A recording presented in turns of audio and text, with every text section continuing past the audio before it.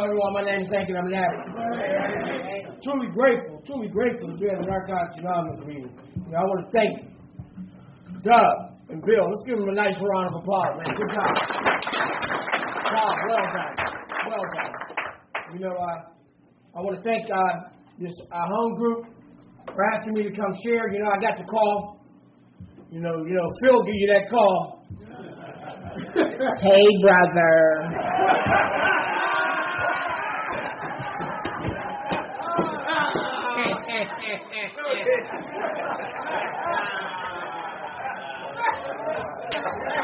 Then he proceeded to share. And you know when Phil got some shit with him, he in the middle of them talking, he like to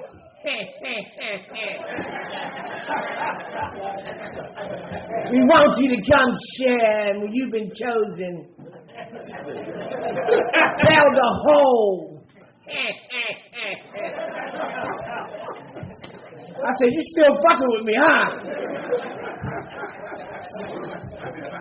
But it's an honor to come, you know what I mean? One thing about it, it's a great honor. I want to give y'all a round of applause for doing this thing for 14 years, man.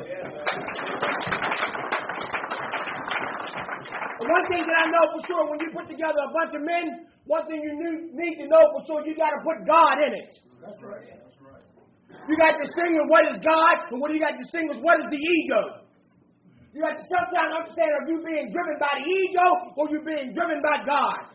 But when you're driven by God, you're doing God's will to help another recovering addict because you're so gratefully blessed inside. You're so gratefully blessed inside that God has blessed you so much that you're willing to give it back to help somebody else that's out there suffering, who's trying to get another day clean. That's why we come together as men. I love when we come together as men, so we can sit around each other and we can talk about some men issues. We can talk about some of those ego-flaming issues. We can talk about some of those things that we need to deflate our egos and understand that we need each other. We need to come together, and sometimes what I'm asking you gentlemen to do today, before you leave this men's convention, get somebody's number. Reach out to somebody. Let somebody else help you. Look, I'm just like God, man. Look, I'm in a transition right now in my life that I'm at peace. I'm at peace. I'm not allowing the fellowship to move me as much. I'm not allowing what you think of me to move me as much no more. My journey is coming to get understanding more of the God of my understanding. To knowing that God got his whole hand in this thing. I'm talking about coming to believe the whole thing. And what I understand today, in order to come to believe the whole thing, you got to shatter your illusion of what you think this thing is really about. You got to come to grips with honesty about this thing. The same thing when you got here, you had to come clean. The longer you stay clean, you got to continue to keep coming clean to stay clean. That's right. Stay here. Newcomer, this journey here ain't easy, but guess what? The price of freedom ain't easy. You got to come to the grips to understand that you got to tell the truth about some things in your life in order to be free. And that's what I'm going to tell you about the first time that I got honest, that I truly knew that I was on the journey of recovery. I was sitting in treatment. Full of anger, fear, resentment, blaming everybody. Been here for a while, was sitting in treatment, got honest about something. There's a difference between honesty and telling the truth. Telling the truth, there's a condition. I always wanted to know what the fuck was going to happen to me if I got free. But when you tell the whole truth and nothing but the truth, you're getting connected to honesty because you're ready to free yourself up. So I was in treatment, we were supposed to go down and pick up these welfare checks. They gave us the opportunity to pick our money up. What I know about an addict is a good starter. We'll start out the game real quick. But if you ain't got no principles in your life, and you ain't true to yourself, you'll find yourself along this journey buying into the disease of addiction. Yeah, man. So I started off going down to the bank, bringing the check right back. One day the disease showed up and said, motherfucker, that is your money. And I said, yes, that is my money. So at this time in my process, I had a job. Then I began to want to hold secrets. You know the saying around the secrets to keep you sick. So I began to practice the behavior. What I understand about honesty, if you're not willing to free yourself up, you begin to lock yourself up in bondage. And I'm talking about clean. I'm talking about with clean time. So I started getting these checks. And I ain't tell nobody I was getting these checks. And I'm working and I'm picking up welfare checks. But what I understand today, gentlemen, what you do in the dark going to come to light. It might not come right now, but it's going to come. Because the price of free ain't free. It ain't free. What I've learned in the process, anything that I have done in the darkness, it has always came to light. Always. Hit him over the head. So what I come to understand is I end up coming back to the treatment facility one day and the monitor said, guess what? I said, what? We have a check here for you from welfare and you've been working for quite a long time. Why are you still getting checks from welfare? You ain't got no practice, no program in your life. You resort back to your most familiar behavior. You'll say shit like this. What the fuck you talking about? So I said, that wasn't me. I didn't do that. So I resorted back and said, what you talking about? She said, well, they want to see you. I said, who want to see me? They want to see you. It's something about when you begin to get exposed and the truth begins to get exposed. What I understand, God will do what you're incapable of doing for yourself, but he's not going to do what you're capable of doing for yourself.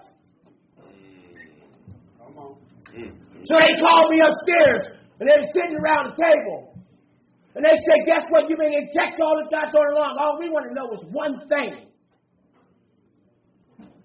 Where is the money?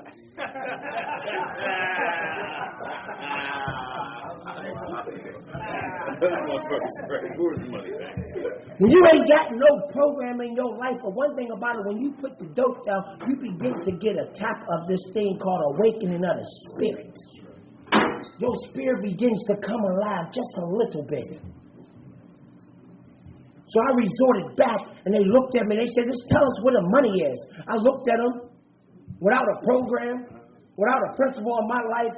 I looked at them with a straight face, and I said, I don't know what y'all talking about. Why y'all messing with me? Those folks made a mistake. They said, okay. You never know when God always presents opportunities for you to get free, and you still want to be driven by the ego, and you still want to hold on to the disease to the bitter ends until you get exposed. This process that gave us the ability to surrender quickly and quietly in order to get freedom. So something happened this time. I walked outside of that room, and I had that little mustard seed of hope, and my spirit was awoke a little bit. And something said in my gut, for once in your life, for once, tell the truth. Get honest. And I walked back, and I opened up the door, and they were sitting there like this.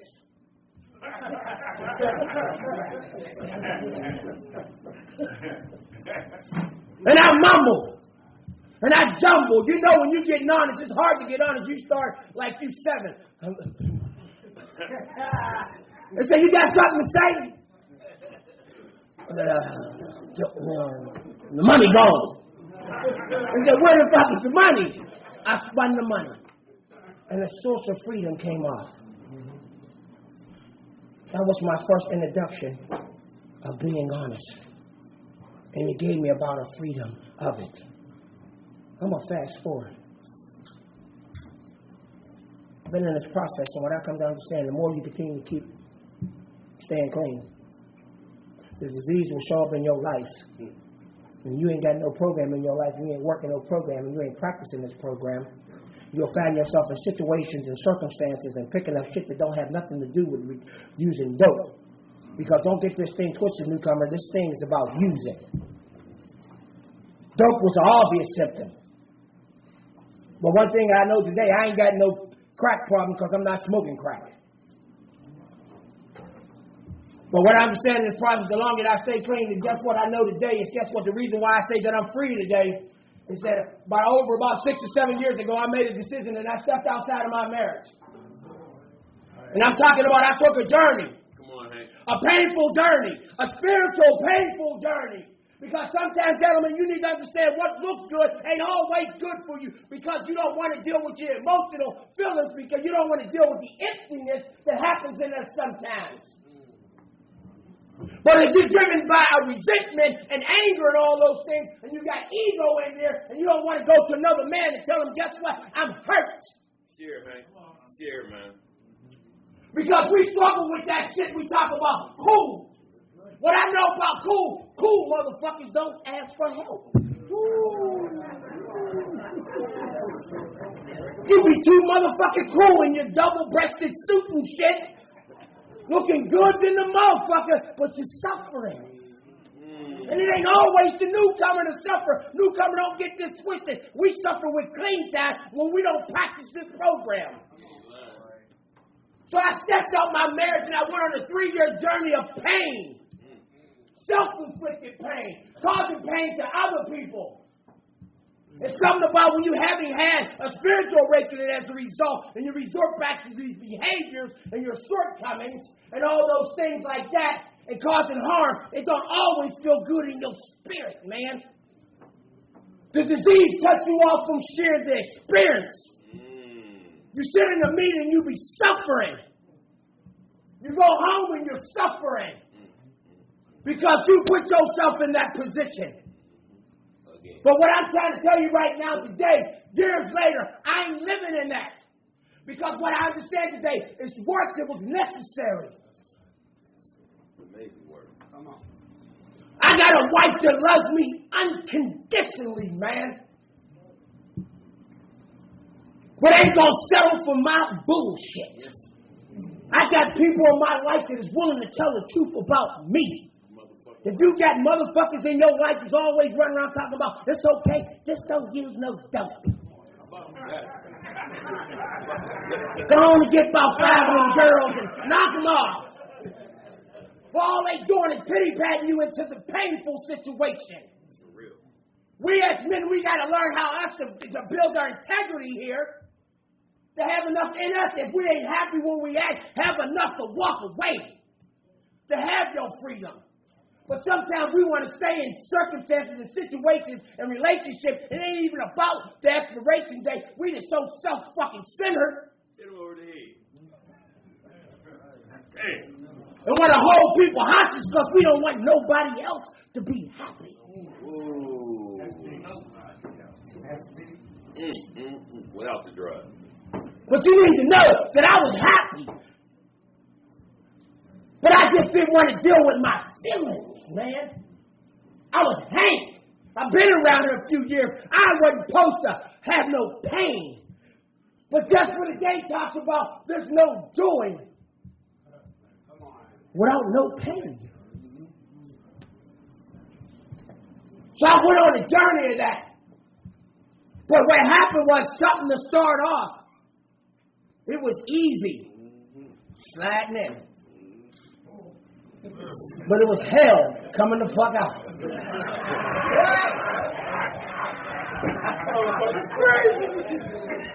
We're sliding some shit real easy. But it's hell coming out of that shit. Because when you got a spiritual conscience and you got a relationship with God, newcomer, don't get this twisted. This ain't about being a perfect recovering addict. It's about understanding your bad decisions and choices and learning from them. Journey. I had to learn from the bad decisions I made in order to learn from them and know that I don't want to do that one again. Because at the end of the road, the choice was, guess what? God, if it's meant for me and my wife to continue this journey, but if it's not, God said, you're going to be all right anyway. You're going to be all right anyway. So years later, we're doing some work. We're doing some therapy. We continue to keep getting honest about my issues, not so much about her issues. We'll get ready to come up on 20 years of marriage.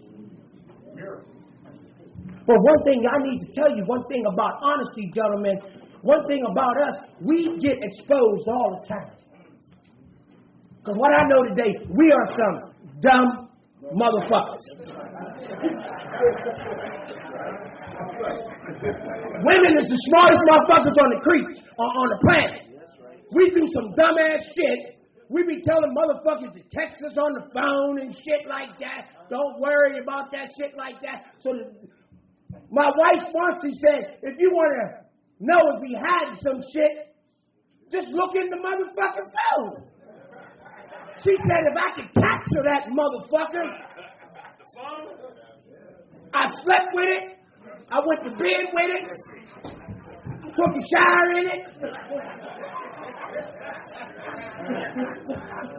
You protected that motherfucker. The truth will piss you off, but it'll set you free. At the end of the road, I was crying for freedom, man. It's something about when you call on